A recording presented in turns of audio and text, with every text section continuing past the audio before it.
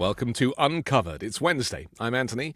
That's Ron. And we're about to uncover the MAGA propaganda that is not properly covered by the mainstream and corporate media. We have a lot to discuss, not least because Donald Trump has tacoed again. What does it stand for? Trump always chickens caves.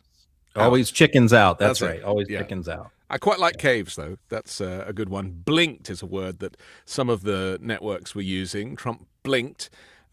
He really is the worst negotiator. I mean, I'm telling you, I have a ginger cat who could probably do a better job of some of the negotiations that this guy and these decisions that this guy makes. And also, aside from the fact that he's never actually at any of these meetings, he's too scared to actually go to where these kind of diplomatic meetings are taking place.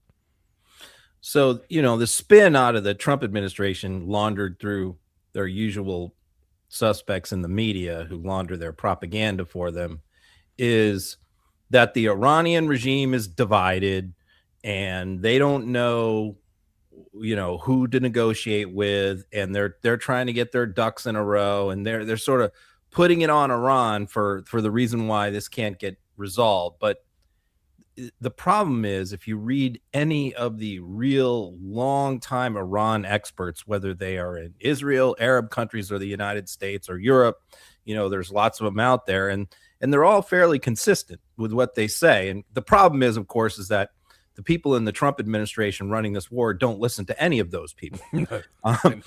But they're all pretty consistent. And what they say is the Trump administration just fundamentally is misreading the Iranian regime. Yes. And they don't understand them. They don't care to understand them. And they think that the way to win this war and to get Iran to surrender is through various military strikes, destroying their military capabilities, destroying some of their killing some of their leadership, blockading the straits. It just seems to me like we're in Vietnam all over again. I mean, not in terms, there are some differences, but what the North Vietnamese understood and the Viet Cong understood was that they could not win the war on the battlefield against the United States. They weren't going to defeat the United States in a conventional way. So they adopted guerrilla warfare tactics to just make it as painful as possible to try and win the war in the American court of public opinion, and just make the United States wear them out and make them tire of spending the money, the blood, and the treasure on the war. And Iran has basically decided that that's the way that they need to fight this thing, and that they can outlast Trump, that they can make this so painful for him and the American economy and the world economy that he will be forced to blink first. And so what do you do when your war consists of a bombing campaign, not a ground invasion, a bombing campaign only, and the other side won't surrender? Then what do you do next? What's the plan B? That's the problem. Trump has no plan B to deal with the current situation. And not understanding the opposing side's culture is a big part of this. And we should have learned that history from Iraq and certainly Afghanistan. Two wars that, depending on where you sit politically, America lost those wars. Al-Qaeda, of course, now back in charge in Afghanistan. We are looking at history repeating itself in such a way, but this time we're dealing with a group of leaders who care nothing for expertise. And that is a real problem, because it's not like Trump is a former military general himself. I mean, Pete Hegseth isn't even, you listen to any of the people that have the veterans who've kind of come out of the military and they give their analysis of who Pete Hegseth is, and they just have no respect for him whatsoever. I just see these people as bullies, Ron. Like their tactic is just bullying. So where are we at now? I mean, where we're at now is that Iran, Trump has threatened Iran that if they didn't immediately reopen the strait and turn over their uranium and surrender in 48 hours, what he said 2 weeks ago, he was going to rain down death and destruction, bomb their power plants, bomb their bridges. Iran says, walks away from the negotiating table in Pakistan. Basically calls the Trump administration's bluff. Says, okay, if you want to commit war crimes, go ahead and commit war crimes. And Trump blinks, and Trump says, okay, 14 days, that's the hard and fast deadline. Then you have this kabuki theater the other day with J.D. Vance and Witkoff and Kushner, who are down in Miami, sitting there waiting to get on the plane to go to Pakistan, but they're waiting because the Iranian delegation never agreed to go. And this is part of the problem is Pakistan, is having Pakistan try and serve as a mediator who is trying to ingratiate themselves with the Trump administration. So they are making, you have a double problem of Trump constantly making these false, overly optimistic claims, and Pakistan doing the same thing. They're complicit in that, claiming, that they've gotten the Iranian regime to agree to come there when they hadn't. And so Vance, of course, doesn't want to get on a plane and fly there and be sitting at the table looking like a fool when the Iranians don't show up. So he's waiting and waiting and waiting and waiting. And finally, they decide they can't wait any longer. Apparently, Iran's not going to show up. So they redirect their flight from Miami to D.C. And then Trump, subsequently hours later, issues another pause, another taco, indefinitely, which Axios, their favorite, regime propaganda, as you see, outlet, says now it's 3 to 5 more days, and the ridiculous excuses to allow the Iranians to regroup. In other words, like the Iranians, they're spinning this, the Trump administration is spinning this like the Iran regime isn't on the same page. They don't know what they want to do. So we're going to give them more time to get their shit together and get things figured out internally before they come back to the table. There's no indication that they're interested in agreeing to any of the terms that the Trump administration has. So what are we going to do? We're going to start either a massive bombing campaign. We just moved a third aircraft carrier into the region, or we're going to do a ground invasion, or Trump's just going to walk away and sort of try and declare victory and look like a fool. I mean, that's really the only 3 options at this point.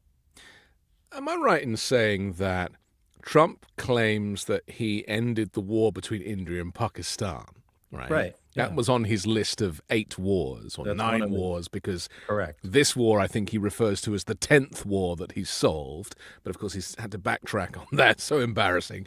And so is that why there is this kind of relationship between the US and Pakistan? Because, of course, India said, no, you didn't. You didn't have anything to do with the war between India and Pakistan.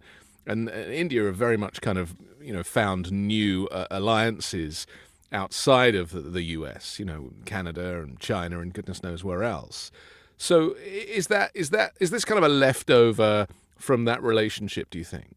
Yeah, I mean, the Pakistani government has been trying very hard to ingratiate themselves with the Trump administration and to get the Trump administration to favor them over their arch rival, arch nemesis, India. Right. And so when the two of them had their little dust up, which included some shooting and some deaths, it was mediated. My recollection, it was mediated by either the Cambodian or Malaysian president. That was the primary person who stepped in and mediated that dispute. And so, but then Trump wanted to claim credit. Trump had nothing to do with the negotiations. It was the Malaysian president who actually mediated the dispute. And Trump takes the credit. And Trump wanted to claim credit for that, so he came in and claimed credit. So the Indian foreign minister, as you recall, stepped in and said, absolutely not. Trump had nothing to do with this. The Trump administration wasn't involved in this at all. But the Pakistani foreign minister said, no, India's wrong. Trump deserves all the credit. So yeah, sure. I mean, that's just part of this incremental attempt by Pakistan to ingratiate themselves in the United States and to try and separate the United States from India, right, which really isn't going to happen because our economies are so intertwined now, just like they are with China. And again, it just shows how few allies the US has left, that they have to rely on Islamabad to do the negotiations for for this, and really it's the wrong country. I mean, it should be country. Anybody else. I mean, well, because they're also a close ally of Iran, so yeah. they're not really like a neutral third party. No. This should be, I mean, it's hard to find who would be the right country when you think about it, but probably somebody in Europe, like France or somebody like that. Right. So I was thinking about, let's make a list of the people that are in Trump's various ears about this, including the one that healed up very quickly.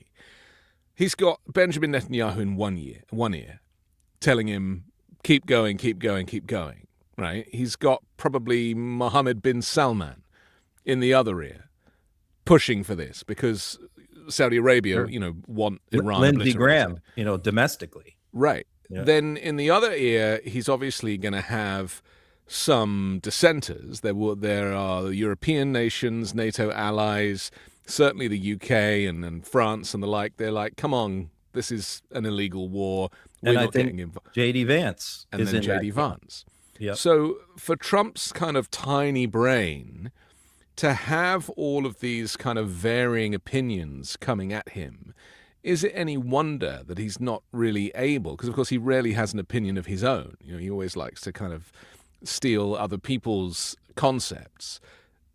Is it any wonder that he's not really able to stick to any strategy? Because he just flip-flops based on who's got his cell number, and people just ring him, and depending on what mood he's in, how awake he is, he will then change his position. What we know is that he thought that this was going to be like Venezuela. I mean, he thought that this was going to be over in 72 hours. He thought they were going to do the initial bombings. Israel was going to decapitate their leadership, and that the people were going to rise up. He puts out so much propaganda that you forget what he originally claimed at the time. Well, he said he'd be there for the people. What he claimed at the time was that once he took out the leadership, the people were going to rise up and they were going to throw out the regime, and that he and his allies in the region, the other Arab, the Arab countries, I shouldn't say other because Iran's not an Arab country. Yeah. The Arab countries in the region and the United States would then help choose the next leader of Iran. That's how the war was going to get resolved. In other words, like a Venezuela situation where, they found someone else to back. In Venezuela, it turned out to be the VP. And that person would then do what the United States wanted them to do, and they would live happily ever after. And they would hand over the uranium, the straits would remain open. That's what Trump was saying was going to happen. And I believe that Trump believed that's what was going to happen. The problem is when you get into a war, it's easy to get into a war. How do you get out of a war when it doesn't go the way you planned? And that's really the issue is they had no backup plan, which is, okay, what if that doesn't work? What if the people don't rise up? Yes. What if the regime remains in place? What if the people who replace the people we killed are even worse and more extreme and more militant and are prepared to go to the mat? Because here's the problem. The Iranian regime, the other problem is this, and they have said this through their Pakistani mediators, which is Trump's Truth Social posts that are made during negotiations are a problem for the Iranian negotiators because he continues. They're in the middle of negotiations. This happened during the first round. They're in the middle of negotiations, and it's very sensitive for them because they've got to take back to their regime, their military, their politicians in their country a deal that is good, they're going to accept, that they're going to be able to live with. And when you have Trump out there posting stuff on Truth Social, which people in Iran read, the Iranian regime read all of this. Yeah, they're right across it.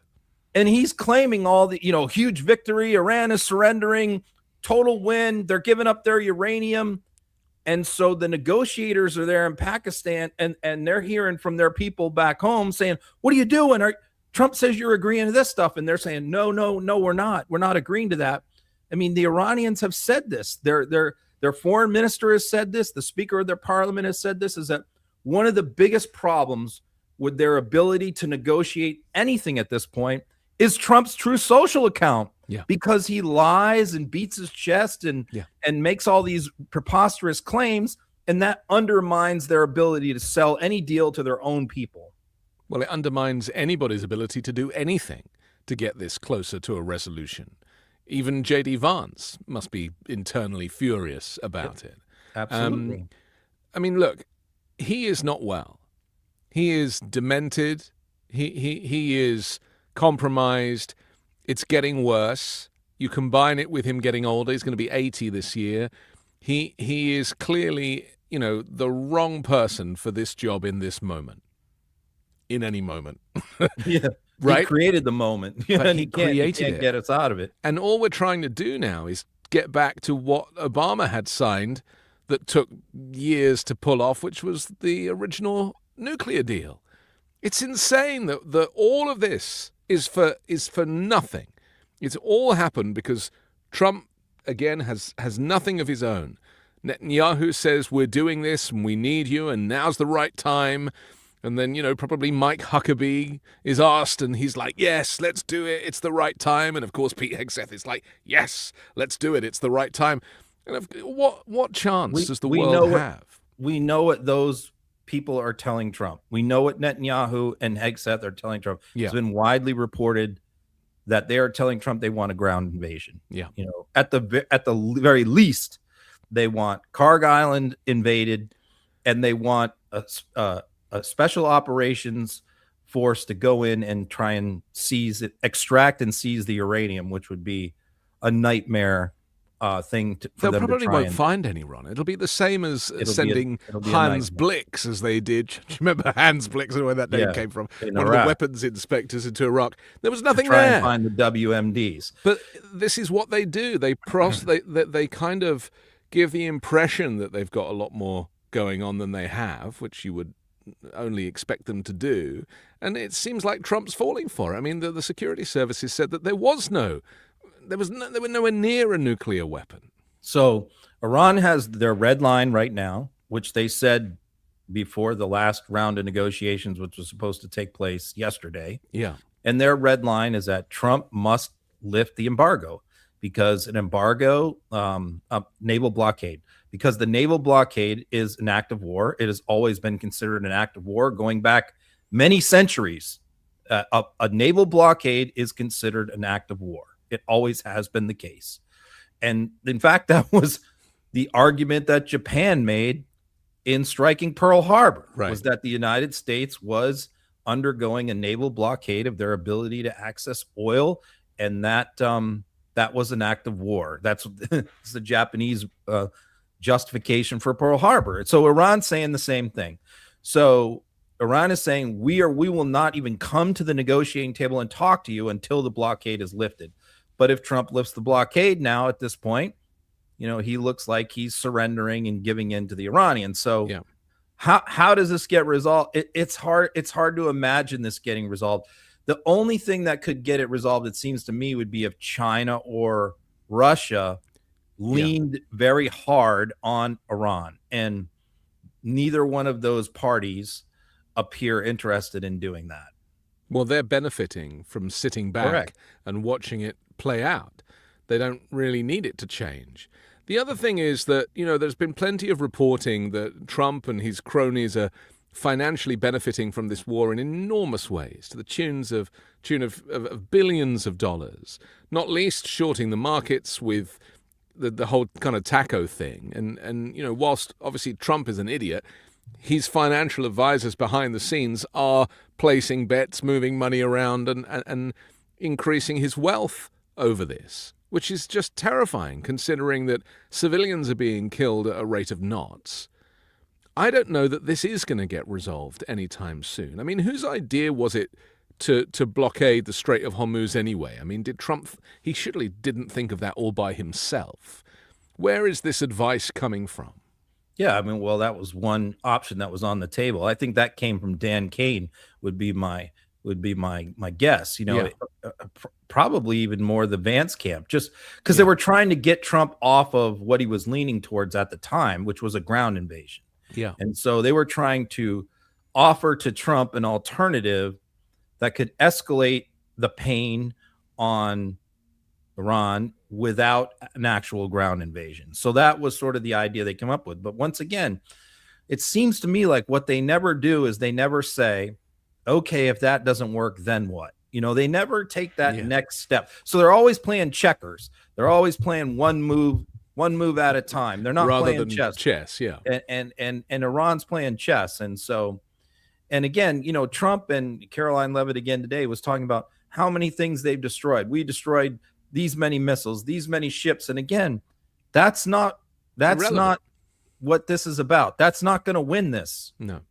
Because they think they're Team America World Police, don't they? Yeah, I mean, as long as Iran retains drone capabilities, these little speedboat capabilities, mining capabilities, they can make this extremely painful for the world economy. And they're also watching our elections. They're watching Trump, his approval opinion continue to go down. The midterm elections looming, Republicans in Congress and senators freaking out about gas prices. They just commission their own internal polling, and the Republicans in Congress. And what the internal polling said is if this war drags out much longer and gas prices are anywhere near $4 a gallon in the midterms, they are going to get wiped out. And don't think the Iranians aren't very much aware of that. There's also reporting, Ron, that they're kind of keeping stuff from Trump so that he doesn't screw things up. And my concern is that, do you remember there was all that criticism of the former chairman of the Joint Chiefs, was it General Kelly? Milley, sorry, who had kind of withheld information and was having the back channel with China, saying, don't worry, Trump's not going to start a war with you.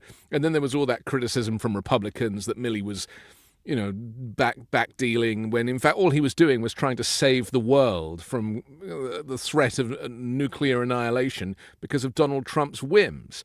I don't doubt that kind of stuff is going on right now with generals and people, the chain of command for nuclear buttons and flip switches and all that stuff. They're like, we got to keep this guy away from this stuff. Do you think, you're a veteran, a Marine. I mean, do you think that they're actually doing that stuff right now? Because they're well aware that he can't keep secrets. He spills the beans on everything, and they don't ever know who he's talking to because, he takes 15, 20 phone calls a day from random reporters now. Yes.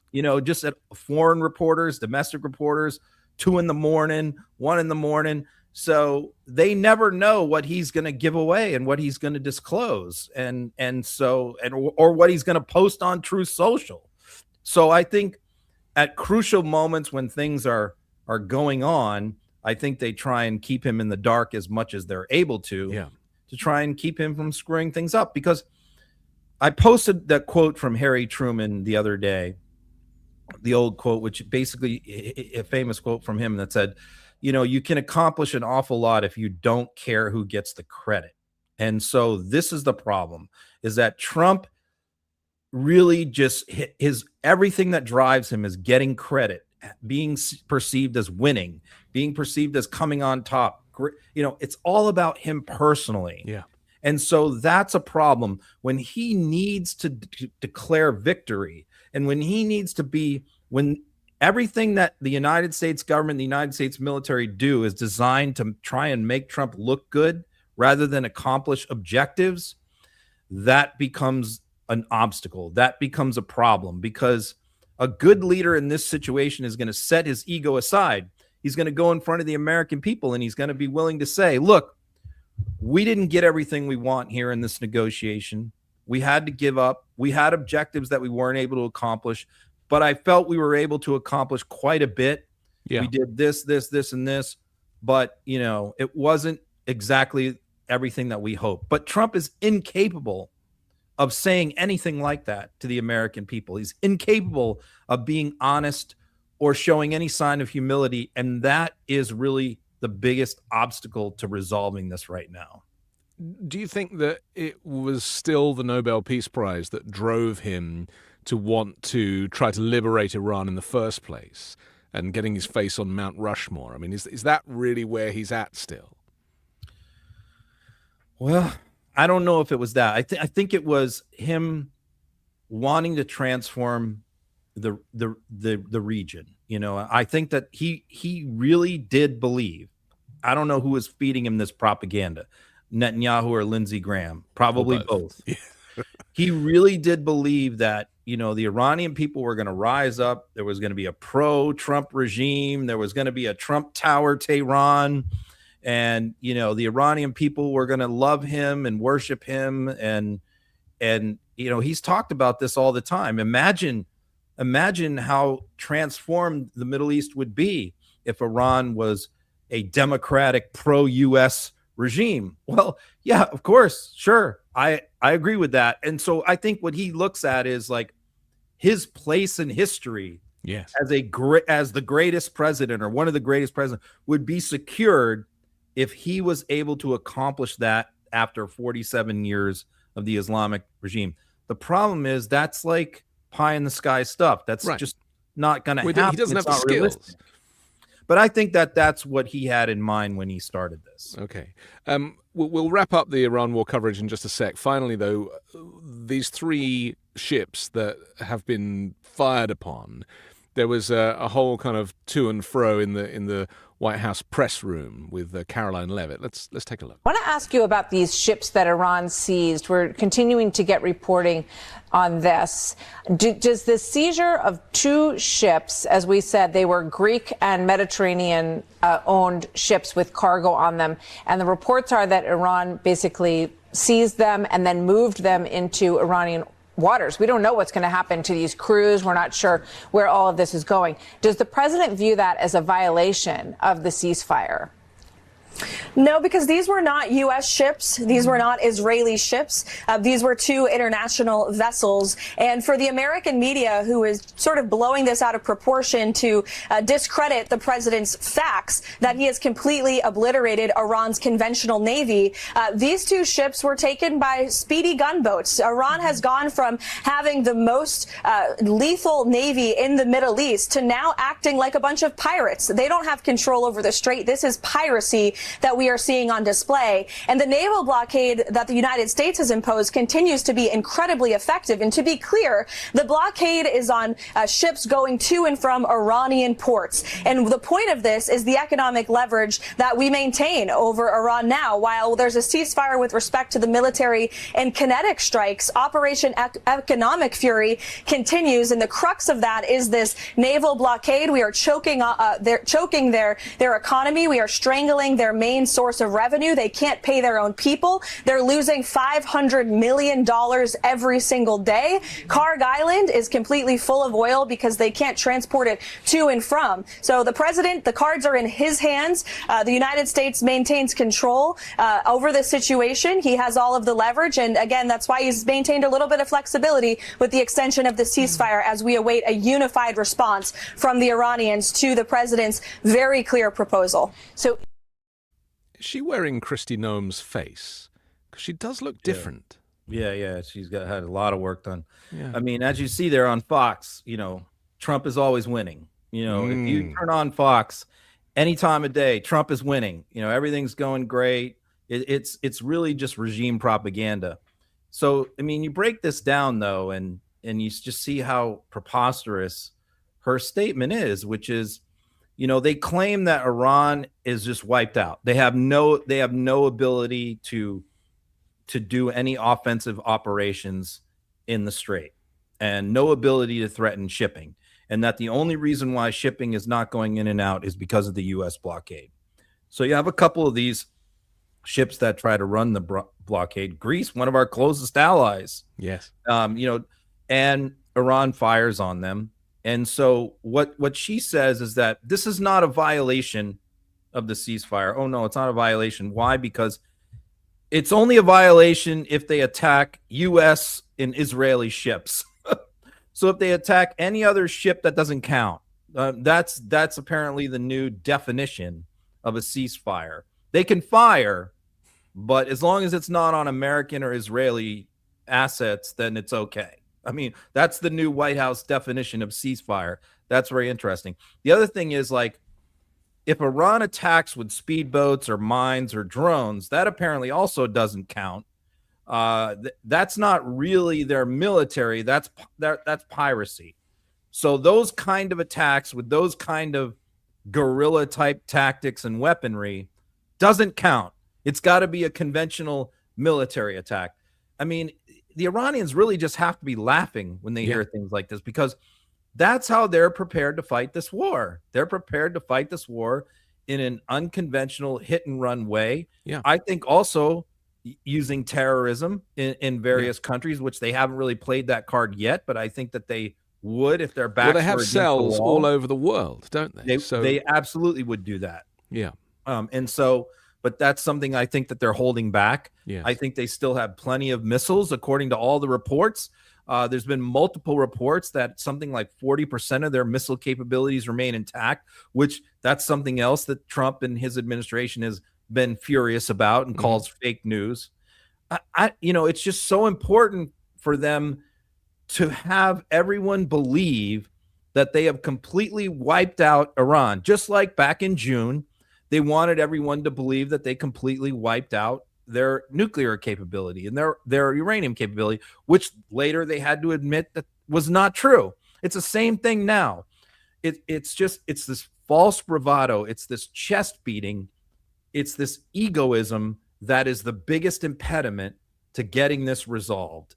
And they can't let that go because that's Donald Trump. And throughout this, and the more explicit it becomes, the lies, the more he is hemorrhaging support from his own base. That's right. They don't want this. They don't want the war. He ran on no more wars, no more forever wars. This could potentially be a forever war, but this is also a war that Iran could win.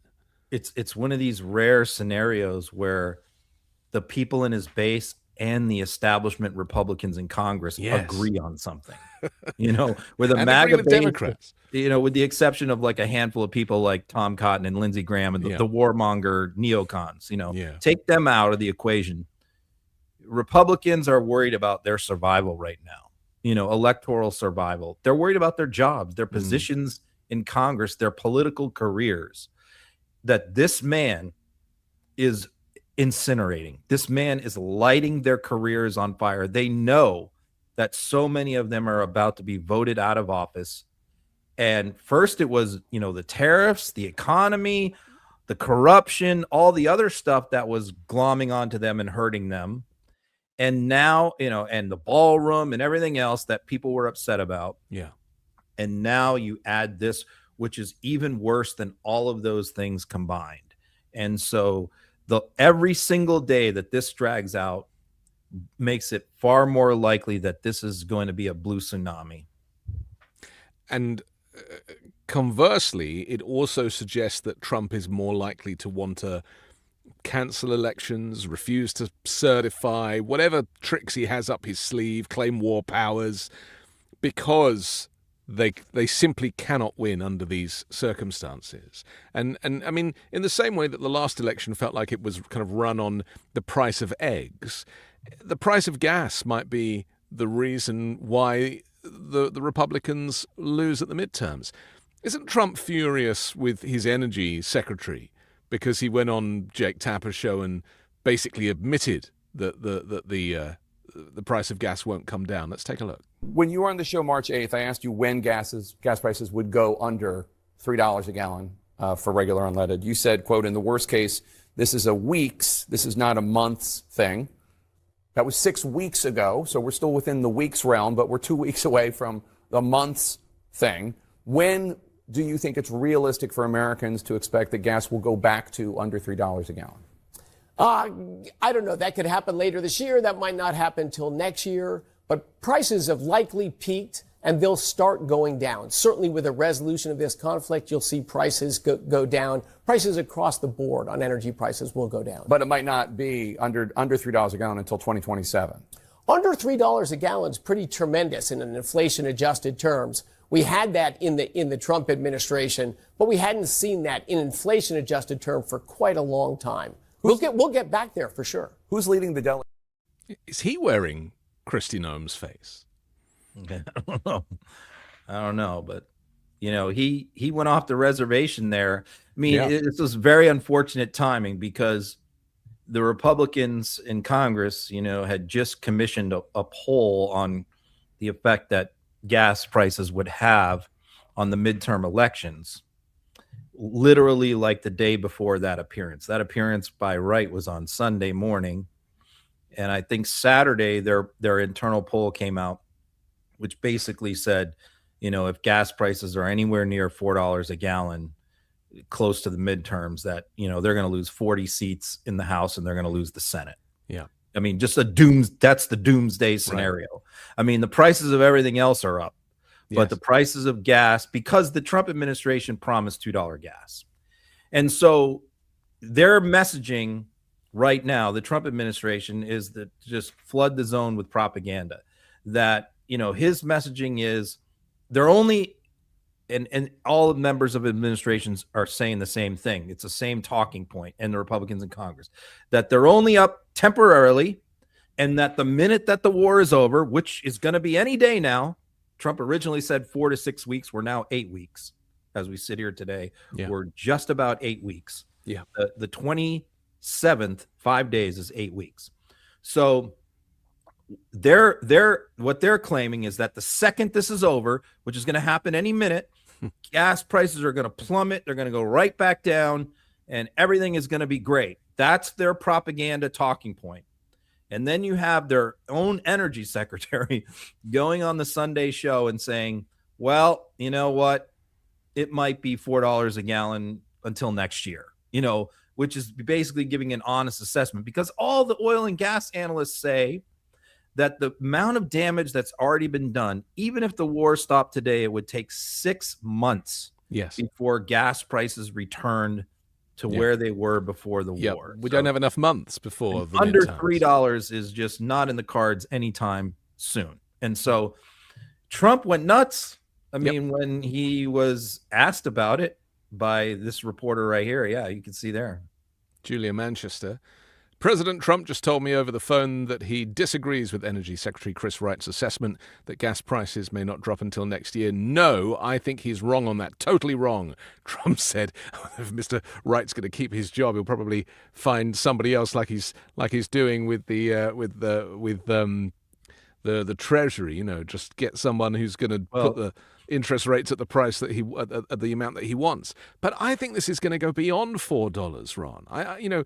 The reason, despite energy independence, people need to understand that the U.S. trades on the global markets for oil. And that's why you can't cap the price of oil within the U.S. And so there's every suggestion that $4 might be where it's at now, but $5 or $6 or $7 could happen between now and November. Absolutely, it could. Every month this drags out brings that possibility even more. I mean, if it was $5 a gallon, forget about it. Yeah. I mean, you would see like a 1932 generational, 50 or 60 seat wipeout, if that happened. And Republicans in Congress have that in the back of their minds, and they are definitely a little bit panicked, and they are hoping against all hope that this is going to be resolved. And a lot of the true social stuff that Trump is putting out with all this optimism, happy talk that, it's going to be over soon, is directed towards them, because they're the ones blowing up his phone and freaking out and panicking. And they're the ones going into the Oval Office saying, when is this thing going to be over? Because this is killing us. So, and again, that's what Iran knows. So when the Trump administration is talking about, hey, we destroyed X number of missile silos, we destroyed this many boats, that's not what it's about. For Iran, they're looking at these midterms. They're hearing Republicans in Congress screaming.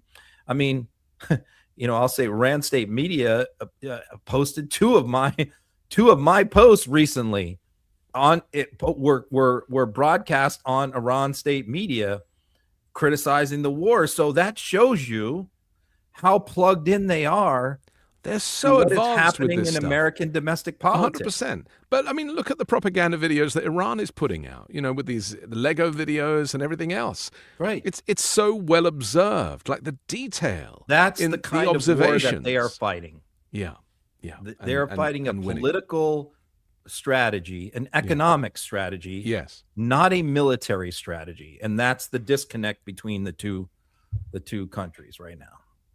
We have to take a quick break, but we're going to come back and talk about Virginia. Trump, they're thinking that, because the election didn't go his way, that it must be rigged. We'll look at that and a whole lot more. We'll do that next on Uncovered. You've got weight loss goals, but actually sticking to them, that's where things get tough. Between busy schedules, confusing advice, and plans that just don't last, it can feel like you're spinning your wheels. That's why more people are turning to Weight Loss by Hims. It's a modern, personalized approach designed to help you lose the weight and keep it off. With Wegovy at Hims, lose up to 20% or more of your body weight when combined with diet and exercise.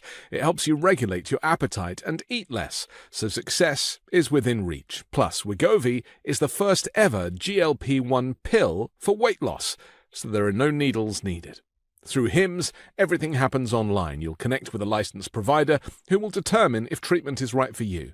If prescribed, your medication is delivered right to your door, no insurance necessary. And it doesn't stop there. Hims makes hitting your goals seamless by offering access to 24/7 messaging with your care team and in-app lifestyle and nutrition support, like recipes, meal plans, fitness videos, sleep content, and more. Even better, with a range of affordable GLP-1 options, Hims makes it simple to find a weight loss approach that fits into your world and your wallet, if eligible.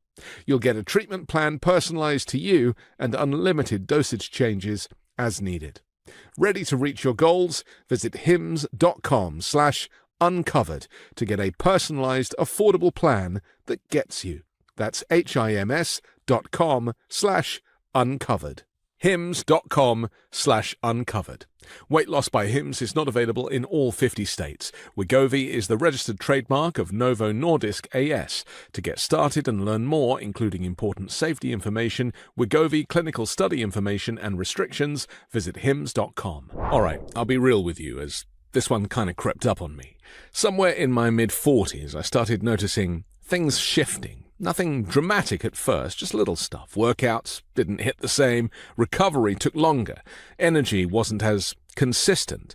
Then over time, it felt like I was pushing twice as hard just to get half the results. And nobody really prepares you for that. You just think, all right, I guess this is part of getting older.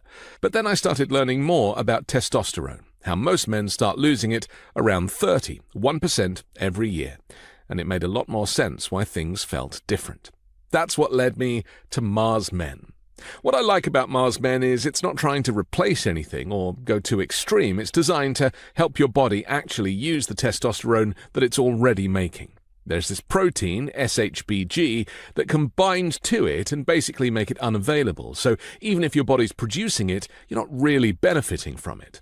Mars Men is designed to help free that up. No needles, no synthetics, just natural ingredients like Tonkat, Ali, Shilajit, zinc, all clinically dosed. For me, the biggest difference has been consistency. It's not like a caffeine jolt, it's more like a steady, all-day kind of drive. My workouts feel stronger again, recovery's improved, and I just feel more switched on day to day. Some men report that same kind of experience. It's about feeling like yourself again. It's made in the USA, third-party tested, and there's a 90-day money-back guarantee, so if you try it and don't love it, you're covered. For a limited time, our listeners get 50% off for life, plus free shipping and 3 free gifts at mengotomars.com. That's mengotomars.com for 50% off and 3 free gifts when you check out. After you purchase, they will ask you where you heard about them. Please support our show and tell them that we sent you. And you can find links to our sponsors down in the description below. Okay, Ron, to Virginia we go. Didn't they approve new maps on Tuesday, I think? This is kind of gerrymandering that benefits Democrats, but that's in response to the fact that other states have been doing it that favor Republicans. Just tell us the backstory before we come on to what Trump had to say about it. Well, the Republicans and the MAGA people are screaming bloody murder today and last night about this whole thing. And, they really only have Donald Trump to blame. This all started back in June when they had some special election results that were really bad, consistently bad. They were underperforming in race after race after race. And Donald Trump decided he needed to do some redistricting, and he targeted Texas because where many states around the country make it very difficult to do any kind of mid-decade redistricting. They all have like Florida specifically has a constitutional amendment that says that Florida cannot do what Virginia is doing. They cannot do a mid-decade redistricting for partisan reasons. Can't be done. They can only redistrict if there's a change or a shift in the population. And that's the argument that you hear Ron DeSantis sometimes bring up, is he claims that Florida didn't have their population correctly counted in the last census, and that's the reason why their legal justification to try and redistrict, because Florida's not allowed to do what California and Virginia did. So Trump looked around at various states and saw that there are all these hurdles and obstacles. You have to put it before the voters and all that, which would have made it very difficult. But then he looked at Texas, who has no, as typical for Texas, they have no rules. Basically just the Republicans who run the state can do whatever they want. And so he called Greg Abbott and said, I want you to redraw your maps and give us 5 more seats. And Abbott didn't want to do it. The reporting was all very clear. It was in Texas Tribune at the time that Abbott didn't want to do it. It would cause, part of the problem is when you do these, you weaken safe districts. You have to pull voters out of safe districts and put them into swing districts. And so you have essentially weaker districts across the board to try and add seats. It's a risk. Yep. It's a risk that only works if you're confident that the election is going to go well for you. It's a redistricting can blow up in your face if it's a bad election year for your party, because you've weakened a lot of safe seats. And so that's one reason why many Republican states did not want to do this, is because their own politicians sitting there in these safe seats did not want their voters moved out of their districts into Democratic districts. They wanted to hang on to their strong majorities. But, he was able to get Texas to do it. And so there were many Democratic states, including California and Virginia and others, who said they held off. They said, if you do this, we are going to retaliate. They warned them repeatedly. Right. Don't do it. Don't do it. California went into holding pattern, waited on Texas, and Texas plowed forward. And so what happened? California then immediately did their thing. Virginia did their thing. And so it sort of blew up in Trump's face, because you had a lot of other Republican states where Trump wanted them to do the gerrymander, including Florida and Indiana and South Carolina and others, who refused to do it. And so now you have the net result, the net gain is that Democrats have actually benefited from the mid-decade gerrymander, and they aren't especially worried about the fact that this could backfire on them, because it's a very strong year for Democrats across the board. So those Democrats who have lost some of the voters out of their safe districts aren't worried, because they know they're going to win. So this again makes the prospect of a blue tsunami, a blue wipeout, not just taking back the House, but taking back the House with such a huge majority like in 2018, that it would be very, very difficult for Republicans to regain it anytime soon. So that's sort of where we're at. The only state that could possibly attempt to try and redistrict before the midterms is Florida. But as I've said, it's virtually impossible. They would have to do a vote on it Yes. again, just like it's there's just no time for it. It's virtually impossible. Well, what Trump's done, I mean, it reminds me a little bit of him deciding to go to war with Iran. Suddenly, like, there's a whole bunch of other countries involved. Like, just He didn't think of zero critical thinking. Right. And this, we don't really talk about critical thinking very often, do we? It's not kind of part of the conversational vernacular. But actually, when it comes to a president making decisions about foreign affairs and also domestic issues, it is essential. And that seems to be the gene that is missing as Trump rots from the inside out, that there is no critical thinking here. Everything is, as you said, checkers, that short-term, one move at a time.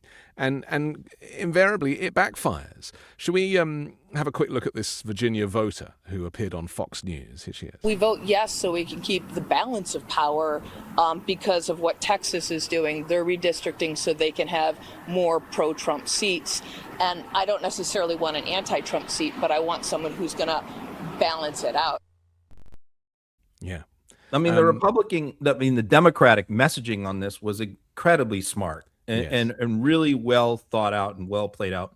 Unlike the Trump strategy was just a power grab. Right. I want those seats. He gave no justification for it, legally, morally. Well, it was like he's called to Brad Raffensperger. It's the same thing. Find me more seats. I want those seats. Give me those seats. Right. Right. That's how he is. And so Democrats didn't approach it that way. They said, we don't want to gerrymander, is what they said. We don't want to do this. We absolutely, none of us want to do this at all. And we won't do it if Trump backs down. If Trump says, forget about it, we're not going to do this, we won't do it either. We are only doing this in response to what Trump did. And that's how it was sold to the voters. So you had people like this woman. I mean, you heard this from Democrats and independent voters in both California and Virginia and other places say, I don't agree with gerrymandering. I don't like gerrymandering. I don't agree with drawing these crazy districts. But in this particular situation, Trump has given us no choice. We have to fight fire with fire. Well, no two districts are the same, and gerrymandering is a problem. I mean, even in the UK, we have problems with boundary lines and political parties wanting to redraw them for, to benefit them in elections. So, I mean, this is a problem I'm sure goes on right around the world. But here, it just does seem to be, I mean, racism is at the heart of a lot of it, right? And, that's been widely reported. And the Republicans just know that they can just draw the black people out of these districts. Well, I mean, it's even more sinister than that because actually, Republicans love to draw black minority district. They love to draw them because what they'll do is they'll take, all the black voters in a state and, cram them all into one district. That's right. Instead of like, if you split them up, you could actually get 2 or 3 Democratic districts. Possibly, some of them might have a majority of black votes, so you'd have black representatives maybe.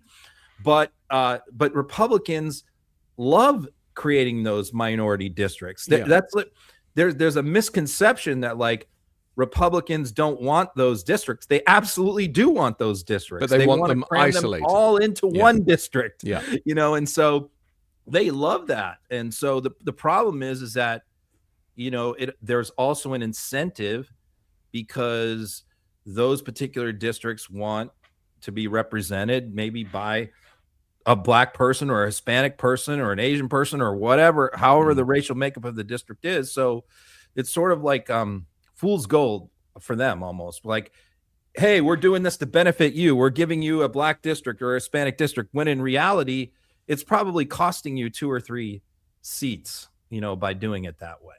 I mentioned earlier about, my fear of Trump cancelling elections. And we know he can't really, and the states run the elections. And there's so much, argument about how this plays out. The point I'm making is Trump doesn't care for the law, nor the protocol, nor the rules. He'll just say and do whatever he wants. And as the president, that does carry some weight. But his post off the back of what went on yesterday is very interesting. And it actually alludes to what I am thinking about this. So I'll just read it aloud. It says, a rigged election took place last night in the great Commonwealth of Virginia. All day long, Republicans were winning. The spirit was unbelievable until the very end, when, of course, there was a massive mail-in ballot drop. Where have I heard that before? And the Democrats eked out another crooked victory.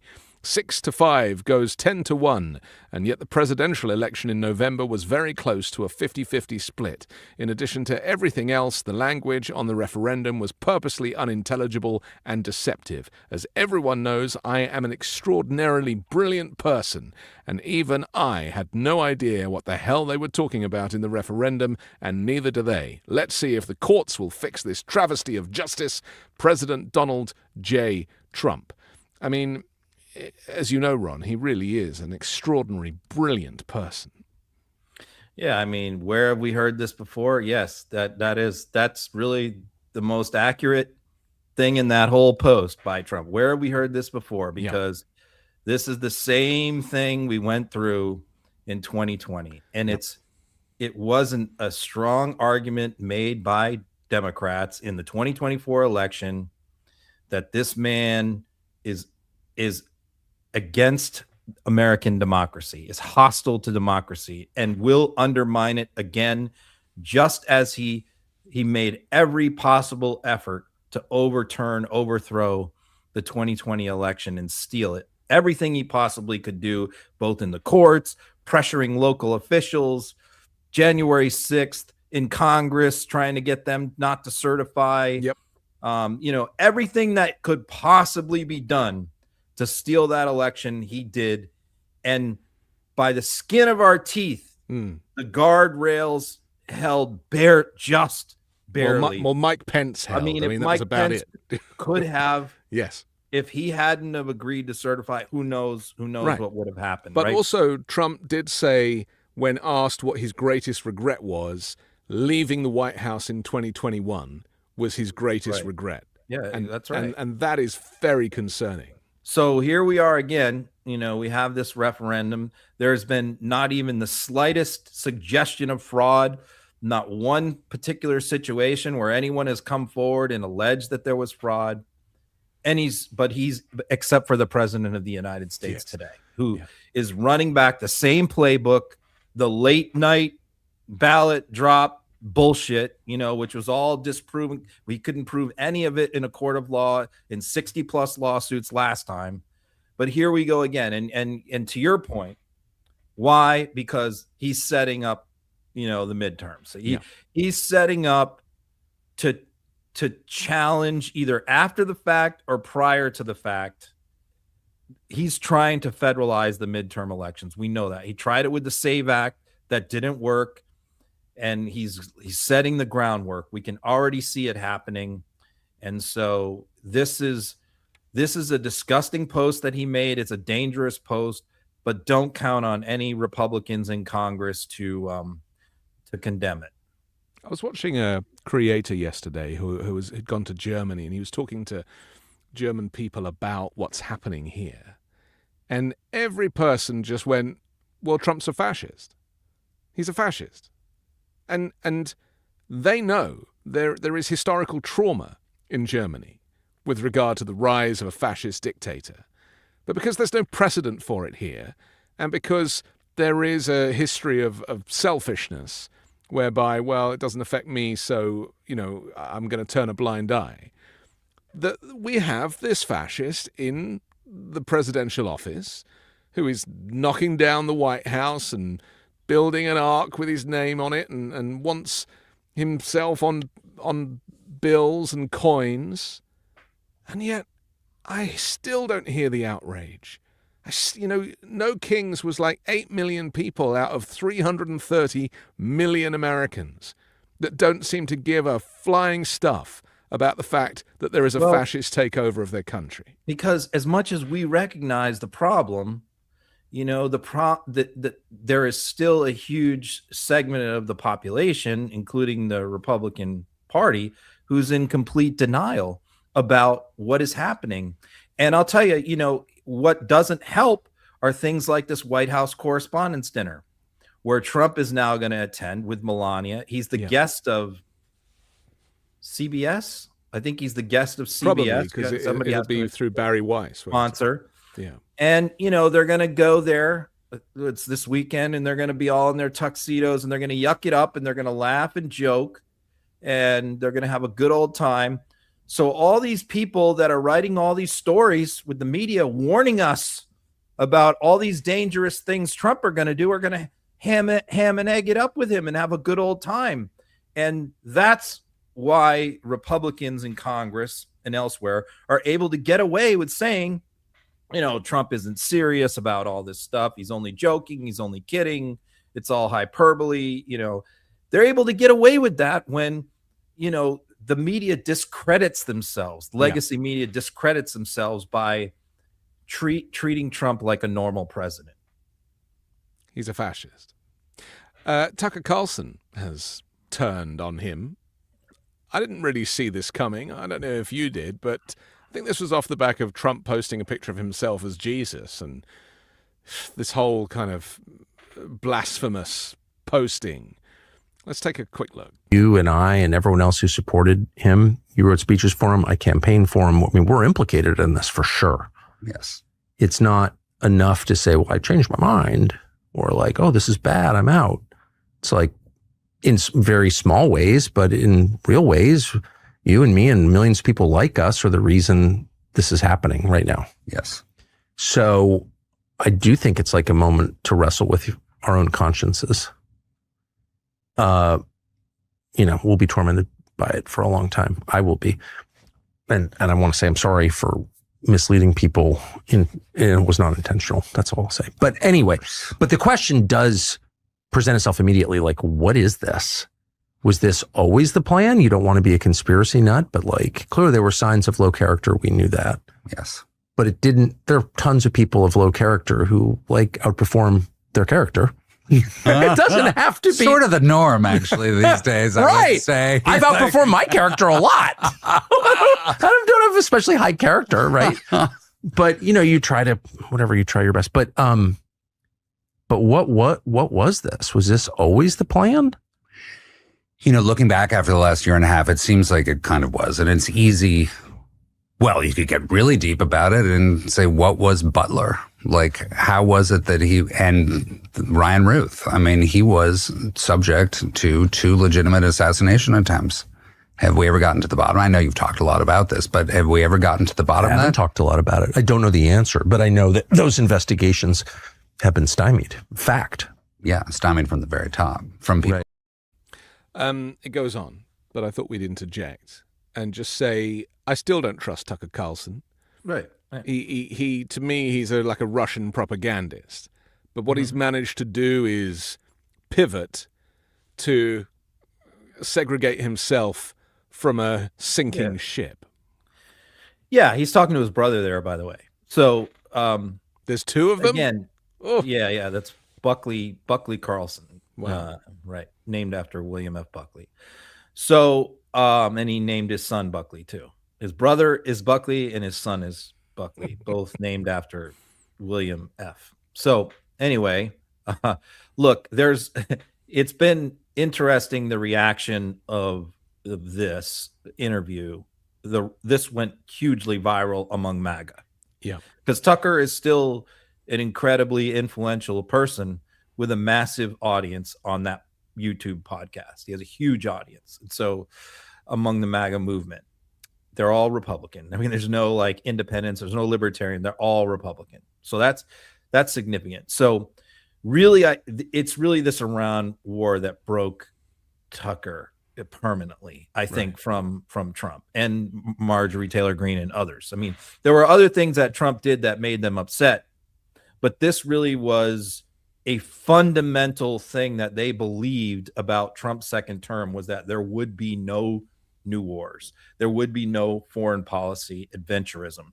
This is something that they 100% believed was, none of this Venezuela stuff, Greenland, none of this stuff was going to happen. They did not anticipate that Trump was going to do this because he promised them over and over again he wouldn't. So where I think the interest. So I can just say that this is a reason why when you see Trump's opinion polls go from 37% to 33%, that's this group of people that you're cutting into bone now. In other words, like the soft Republicans, the moderate Republicans, all are right. But this is the hard disapproving base of Trump's job approval rating Yeah. already.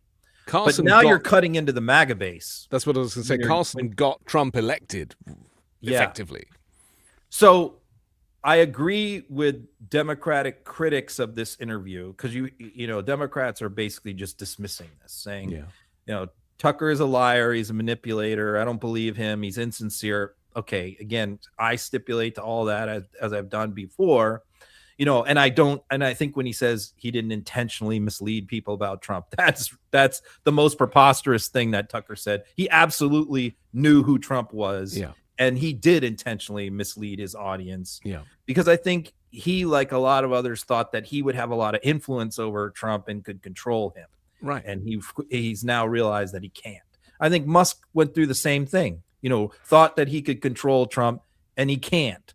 None of them can. It keeps happening. I mean, when are people going to learn? And so I will say this. I will say that podcasts like this, people ask me, why do you spread these? Why do you put? Because these are very, very valuable in undermining the Trump base and the MAGA base. Yeah. They're incredibly important, and it's important to put those things out there. I'm not saying that Tucker is a hero. I'm not saying we should love Tucker. I'm not saying we should invite him on our podcast. None of that stuff.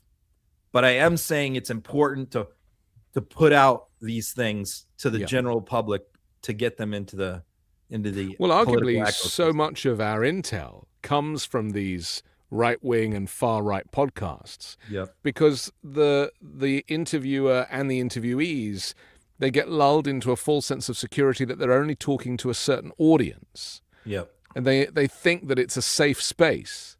They forget that everybody is listening, including the Iranians. Yeah. Again, this undermines the war effort when you have one of his strongest supporters. And by the way, you know, Trump, where Trump calls people low IQ people, right? So Trump only reserves that for typically minorities, you know, typically Black or Hispanic. Yeah. Jasmine Crockett. You know, they're all low IQ. AOC, Jasmine Crockett, they're all low IQ. It seems there's a common thread that they're all people of color that he uses that. Hakeem Jeffries, low IQ. Yes. Never uses it to describe white Democrats. It's always black people. So the wheels are coming off. He called Tucker after that a low IQ person. That shows you how enraged he was that he would actually use an insult that he typically reserves for black people and uses it against a white supremacist like Tucker. Just to be an amateur psychologist for a minute, my read on whenever he says low IQ is he's actually projecting about his own insecurity, because deep inside he knows that he's as dumb as a plank. Just saying. Let's talk about the White House Faith Office, because they're now saying, and Paula White's now saying, that Trump has been raised up by God, and if you disagree with Trump, you're disagreeing with God. Let's take a look. We choose things that we think should sound right, should act right, according to, and they even say about well, he's not presidential. Thank goodness. Yeah. Thank goodness. Yeah. Thank goodness. Yeah. And I mean that with all due respect, because in other words, he's not a polished politician. In other words, he's authentically, whether people like it or not, has been raised up by God, because God says that he raises up and places all people in places of authority. It is God that raises up a king. It is God that sets one down. And so when you fight against the plan of God, you're fighting against the hand of God. I think she's wearing Kristi Noem's face. This is becoming, it's infiltrating the politics of the White House. We're seeing more and more of these religious events taking place, prayers and things that, you know, so much for the segregation or the separation of church and state. Do you feel that the trajectory is increasing in this way, that they're bringing more and more of this kind of far-right Christian nationalism into their policy making? Yeah, I mean, the MAGA movement is built upon a handful of certain pillars that are like the bedrock foundation of the movement. And, the white voter who never went to college is the most important piece of the puzzle. Military veterans, obviously lifelong Republicans, people who are anti-immigrant, that's another pillar. But the white evangelical is a critical component of the MAGA movement, and it's a movement. It's a piece of the movement that Trump invested an enormous amount of time and energy on since 2016, because he understood that it was going to be very hard for him to win them over, which it was back then. And because of his personal life and all of that, which they typically normally frown the upon, Access Hollywood and his tape business dealings and his porn star stuff, all of that stuff, the multiple marriages, the cheating on the wife, the fact that he's not religious, he can't quote the Bible, he doesn't know, never goes to church. I mean, so he understood that he had to have those voters back then. Right. But everything about the way that he lived his entire life is opposite of what they supposedly believe in. Is that why he chose Mike Pence, though? The balance was Mike Pence was part of it. Absolutely. Right. That's one of the reasons why he chose Pence. Absolutely. Yeah. But his strategy was to surround himself with these pastors of these mega churches who are political and greedy by nature, and create these faith council leadership of these mega church pastors, Paula White being one of them, who vouched for him, who went out and said, no, we believe that this man was chosen by God, and he might not be perfect, and he's a sinner, and he might not be like us, but God chose him for a reason, and that's why we have to get behind him. And so a lot of that stuff was big during the campaign. We documented it, how he would have the pastors go up and give those opening prayers at all the rallies that hit on that theme, that Trump was chosen by God. The assassination attempt played into that too, that God, that was a huge theme after the assassination, was that God protected him. Right. And God didn't allow him to die because God saved him to be president. That's right. And that was a huge part of that Butler thing. And that's why even Tucker brought up Butler in that clip that we heard, questioning whether the Butler thing was legit. Right. Tucker Carlson, because of how Trump used that to his advantage with these people.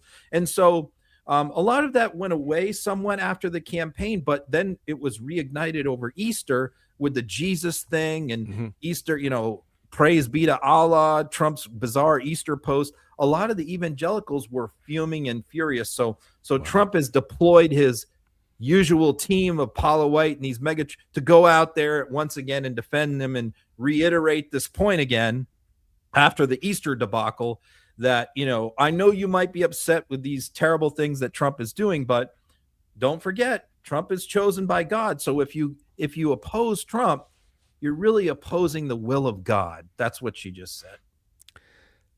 I mean, this really is the lowest kind of form of corruption, isn't it? To use God's name to legitimize criminality. And it just doesn't get lower than this. It really doesn't. I mean, aside from executing American citizens on the streets and denying that it happened and that they deserved it, I think that's a pretty low bar, and I'm still surprised that we've kind of moved on from that. It's terrifying.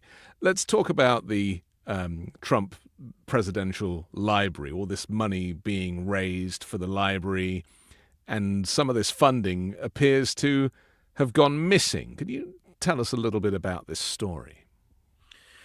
Yeah, this is a New Republic story by Greg Sargent, who's a really good investigative reporter who wrote this story. And, if you remember, at the beginning of Trump's term, he sued all these media companies. And, ABC over the George Stephanopoulos thing, CBS over 60 Minutes. There were multiple media companies that were sued, right? And 4 of them reached settlements with Trump. And the total amount of those settlements was $63 million, the 4 of them combined. And so Trump didn't want to make it look, and the companies themselves didn't want to make it look like they were paying money and putting it in Trump's pocket. That would make them look even worse than they already looked by settling. It already looked bad for them to settle. But then to try and save face, they set it up so that the money, in theory, was they were not paying the money to Trump himself. They were paying it towards his presidential library fund. And it was going in this fund, and it was all the money was going to be used for a presidential library. So to benefit humanity, to benefit the citizens. That's how they justified it. Yeah.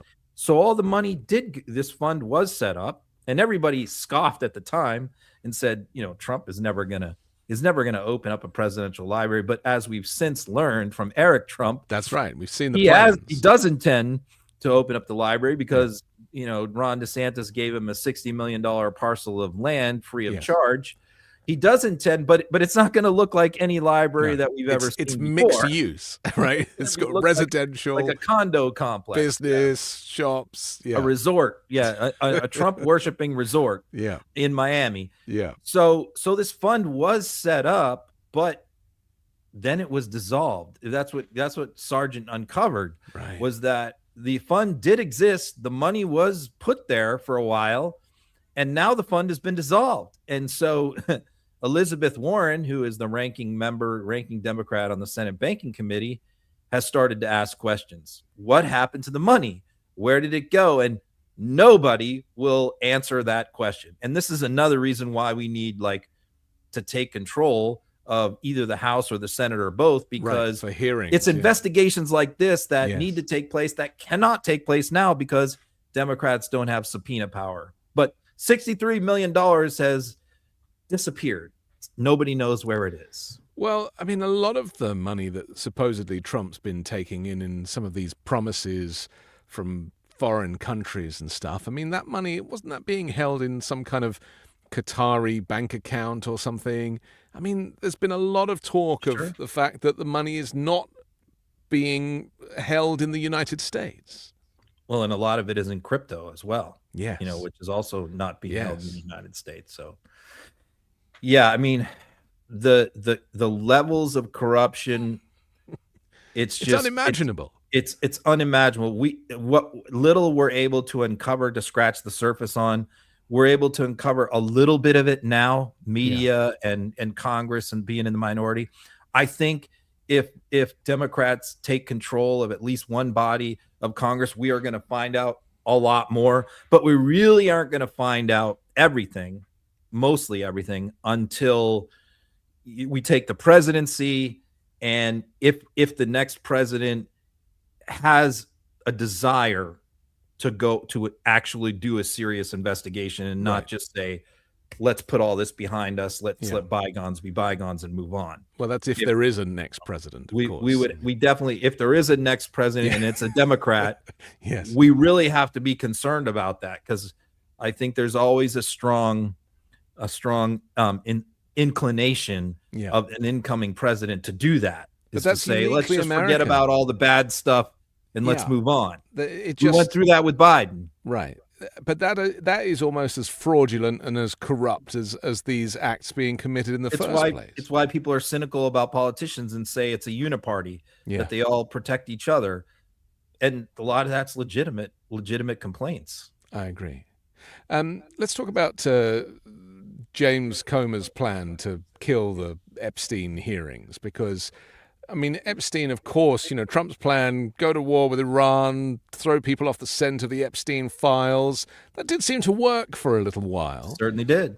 But I don't know if it was worth it, but we still have people campaigning. We still have the victims who need justice and answers and everything else. And not to mention half the country who are desperate to see this pinned on the perpetrators, not least Ghislaine Maxwell, who would, currently is more likely to get a pardon than get a death sentence, So why is James Comer trying to circumvent this, and what tactics is he using? The problem is that he has defectors on his own committee, Nancy Mace, right, Boebert, a couple others who will occasionally vote with the Democrats on Epstein stuff. Yes. And Massey, and so that's his problem. So what has happened is every time that they hold an oversight committee hearing, really on any subject, that one of the members, sometimes it's even Mace and Republicans, Mace is the one who made the motion to subpoena Pam Bondi. So one of them will make a motion to subpoena. See, the way congressional subpoenas work, I think I mentioned this once before, is the chairman can freely issue subpoenas on his own. So you have to be the majority party to just be able to have that power to do that. Right. If you're in the minority, though, you can't. The only way to do it is during a committee hearing to make a motion and have the majority of the committee vote to approve a subpoena.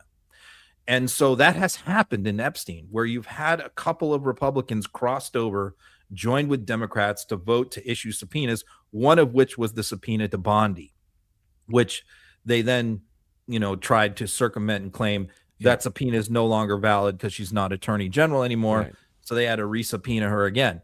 So what Comer is now on to this tactic that he's aware that this is a problem, that every time he convenes a hearing, more subpoenas get issued over his objections. And so he's decided just to not hold hearings anymore. He's going to use a procedural trick. He's going to convene his committee, but he's not going to call it a hearing. He's going to call it a round table. It's a round table discussion. Yes. So under the rules, if it's not an actual formal committee hearing, nobody can make motions for subpoenas. And so he tried to hold one of these round tables yesterday, and Robert Garcia, who's the ranking Democrat in the committee, was the only one who showed up and said, look, because this was the second time Comer did this. And he said, we're not playing this game anymore. We're not participating. This is a sham. This is a charade. So from this point forward, Democrats are not going to show up for any roundtables. If you hold a hearing, a formal hearing, we'll be there. If not, you'll be there by yourself. Let's take a look. That I now yield to our ranking member Garcia for his opening remarks. Thank you. And I also want to thank the presenters and the witnesses that are here for being here today. Now, unfortunately, I do have to announce that Democratic members will not be participating in today's hearing. This roundtable, which is really set up to have witnesses where we have no input on motions, where we have no input and no formal rules, and no ability to call witnesses, and also importantly, no ability to have motions to subpoena, I think is important to call out. Now, this is not a real hearing. It's one that's set up to appear like one. This is a roundtable designed without rules, rights, or accountability. And critically, no ability for members to make motions. What's happening today, in our opinion, is not real oversight. Now, Oversight Republicans have not held a public, full committee roundtable. As far as the last 3 years that I've been on this committee, there hasn't been a roundtable that's been set up. This is the first one. And we should be clear about why that's happening. Last week, Attorney General Pam Bondi skipped a legally required deposition to be before our committee. No communication, no compliance, and no accountability. Instead of enforcing the subpoena, the majority is canceling hearings altogether. It's not just happening in the full committee, but it's also happening in subcommittees. This is an example of what a fascist takeover of a democracy looks like. When you have these sham hearings which lead to sham elections, or you have the Speaker of the House shutting down Congress and sending everybody home because he doesn't want any votes happening. I mean, we can normalize it, or we can call it out for what it actually is. Independent voters in the United States going back many, many decades always consistently say that they think divided government is a good thing. This is, not talking about Democrats and Republicans. I'm talking about independent voters, which is a big chunk of voters. In some states, it's a plurality. It's more than either political party. Because the theory is, we prefer when there's a Democratic Congress and a Republican president, or vice versa, or a Republican Senate and a Democratic House, because in the minds of the independent voter, the moderate voter, it forces them to work together. It forces them to compromise. And that's that's largely the case when there is divided government, is it does force compromises. It makes almost everyone unhappy, on each side, because they never get all of what they want. And so for much of American history, we have had that. It's been rare when all three things, the House, the Senate, and the presidency, is in the control of one party for an extended period of time. It has happened, but it's uncommon. And so we have that happening right now. And so I think a real part of the campaigns of the midterms is going to be just that appeal to independent voters by Democrats, which is there is no check and balances. There's no oversight. There's no one to investigate or to stop Trump. And so that is why it is so important. Even though you might not like us, you might not like Chuck Schumer, you might not like Jeffries or AOC or whatever, you should still vote for us, because someone has to hold hearings. Someone has to investigate Don Jr.'s company's drone contracts with the Department of Defense. Someone has to investigate Trump's crypto scam and trading sophisticated chips for crypto. Someone has to investigate the latest thing today, Trump wanting to take over Spirit Airlines and spending $500 million to bail out, taxpayer dollars to bail out Spirit Airlines.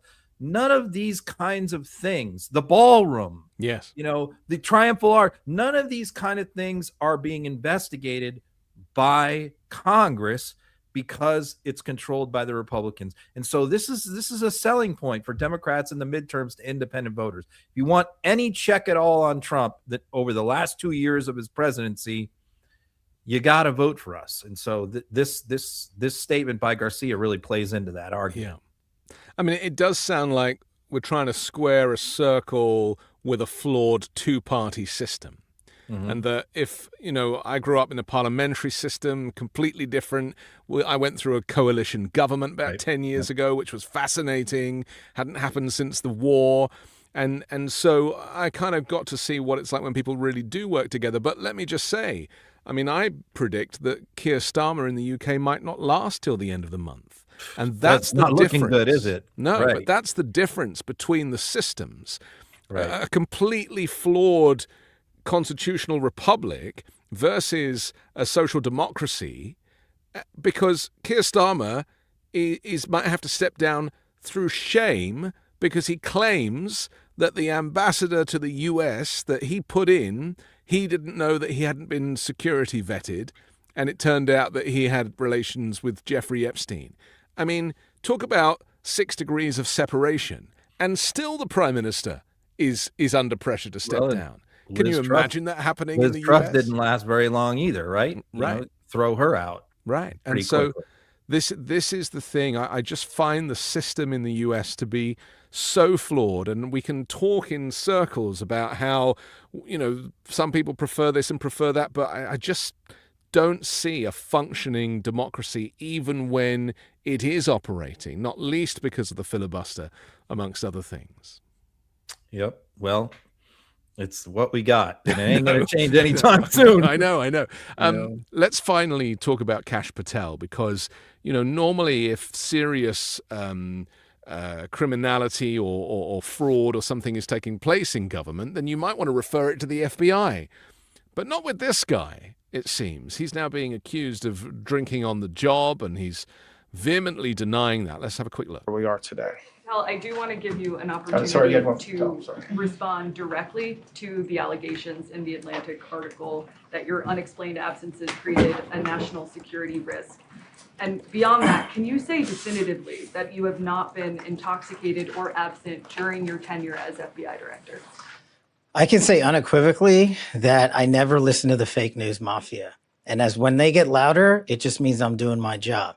This FBI director has been on the job twice as many days as every director before me. What that means is I've taken half as many days off as those before me. What that means is I've taken a third less vacation than those before me. What that means is that this FBI with this Department of Justice has dropped the murder rate 20 points. What that means is this FBI with this Department of Justice has captured 8 of the top 10 most wanted fugitives in the world, twice as many as the Biden administration did in its entire 4 years. What that means is this FBI has seized enough fentanyl off the streets to kill 178 million Americans, a 31% increase. What that means is this FBI and this DOJ has arrested 43% more spies in 14 months than the entirety of the Biden administration. What that means is this FBI has seen a reduction in opiate overdose deaths up to 20% alone. What that means is that we have found 6,300 child victims, 6,300 families have their kids back. That is a 22% increase from the Biden administration. I'm on the job. I'm the first one in. I'm the last one out. I'm like an everyday American who loves his country, loves the sport of hockey, and champions my friends when they raise a gold medal and invite me in to celebrate. I've never been intoxicated on the job, and that is why we filed a $250 million defamation lawsuit. And any one of you that wants to participate, bring it on. I'll see you in court. What that means is the lady doth protest too much. We don't have long left, Ron. What's your take on this? Well, there's a new story out today that he put a different reporter under federal investigation and had FBI agents investigate a different reporter that did an unflattering story on him. I documented for a long period of time this man's mania, instability, and suspected drug use. I watched many podcasts that he was on throughout 2021 and 2022, 2023, documented his erratic, crazy behavior, including him putting Adam Schiff's face on watermelons and shooting them out of a trebuchet, him publishing a Trump children's book about the election being stolen, his persistent sniffling problem in interviews, which lasted for years, which was highly suspicious. And I did it for a reason, because I knew that this guy was going to be a senior appointee of another Trump administration if that ever happened. And so that's the reason why you can find me posting Kash Patel more than anybody else on social media throughout those years, when everybody's reaction was, why are you posting this knucklehead? And what I said to them is, because this knucklehead, if Trump wins, is going to be a very powerful person in the Trump administration. And here we are. So this story by The Atlantic was carefully sourced. It had over 24 FBI sources. And so the discovery will certainly be interesting. The lawsuit that he filed, I mean, his lawyer is one of these ridiculous lawyers who files all these frivolous lawsuits and always ends up withdrawing them. He filed the lawsuit against CNN on behalf of the North Carolina governor candidate Mark Robinson, and then ended up dismissing that lawsuit before discovery happened. Same thing's going to happen here. I think Kash Patel is a serious liability for the Trump administration. I think they know it, and I think that his days are numbered. He will be fired. We already had the labor secretary become the 3rd cabinet official of the Trump administration be fired already this week. I think Kash is going to be the 4th, and all of his fake bravado and all of this is not going to save him, even from somebody like Trump. Interesting. Okay. It's good intel. We'll see how it plays out. We'll come back next Wednesday with another Uncovered and open up a few more cans of worms. Don't forget to check out our sponsors in the description below. The audio podcast drops later tonight, and we'll see you again next week. Thanks a lot, Ron. All right. See you next week.